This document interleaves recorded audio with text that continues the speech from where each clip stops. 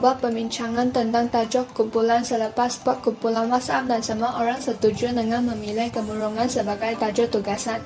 Selepas itu, kita membincang cara untuk membahagi tugasan. Walaupun saya ada idea yang lain, tetapi akhirnya saya juga setuju dengan idea ahli kumpulan. Oleh itu, saya memilih tugasan latar belakang. Selepas mendapat tugasan, saya mencari masuk kemurungan terlebih dahulu dan seterusnya mencari kes kemurungan yang berlaku di Malaysia. Selepas itu, adik kumpulan membuat perbincangan lagi untuk memilih spesifik tajuk bagi tugasan ini.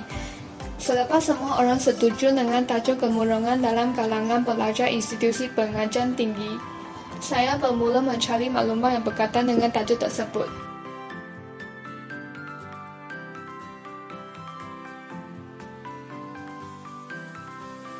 Hai, bahagian saya adalah punca-punca kemurungan.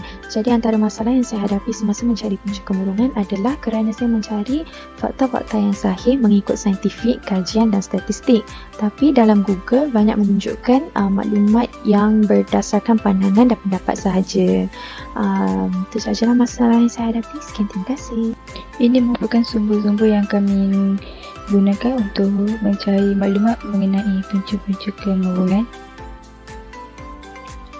Maklumat yang kami dapat ini adalah sebagai info tambahan untuk kami menghasilkan tugas ini.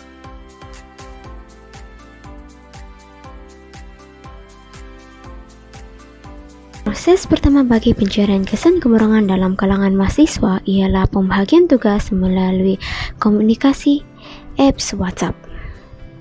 Selepas pembahagian tugas, kami akan bergerak ke proses yang kedua, iaitu dengan mencari tentang kesan-kesan bagi isu kemurungan ini di laman web yang tertentu. Bagi proses yang terakhir pula, kami akan meneliti dan juga menghuraikan tentang isi-isi yang telah kami jumpai di laman web yang tertentu.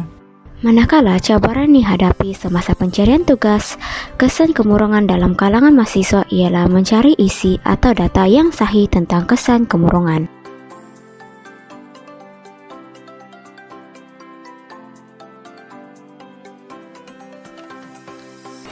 Sebelum kami menyiapkan tugas, ini adalah hasil perbincangan kami sebelum kami membahagikan tugas. Seterusnya, saya membuat pencarian tentang cara mengatasi kemurungan mengikut Islam. Dan ini adalah salah satu website yang saya jadikan sebagai rujukan. Setelah bincang dengan Nurin, kami bekerjasama untuk mencari maklumat yang lebih lanjut dalam internet.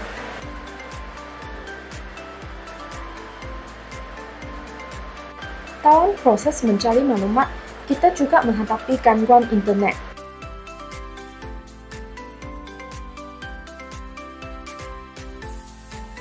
Pertama sekali, kami akan menyediakan soalan untuk soal selidik berdasarkan maklumat yang berkaitan dengan isu kemurungan dengan menggunakan Google Form. Seterusnya, kami akan mendapatkan responden daripada pelajar Universiti Utara Malaysia dengan menghantarkan Google Form di berbagai WhatsApp group atau secara individu. Selain itu, soal selidik ini juga telah melibatkan 60 responden. Data yang diberi dalam soal selidik ini juga dipersembahkan dalam bentuk graf dan catatan. Dan data yang ini akan digunakan dalam infografik. Akhirnya, kita berasa bersyukur kerana responden sudi mengambil masa mengisi borang soal selidik ini.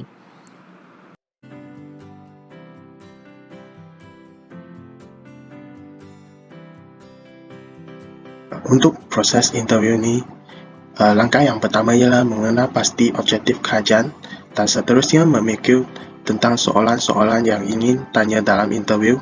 Langkah ketiga, memastikan soalan yang disediakan berkaitan dengan objektif. Langkah keempat, mengatur masa interview dengan responden. Langkah kelima, menjalankan interview. Dan langkah terakhir ialah menyediakan ringkasan hasil interview. Dalam bahagian interview ini, saya menghadapi cabaran dalam menyediakan soalan-soalan interview.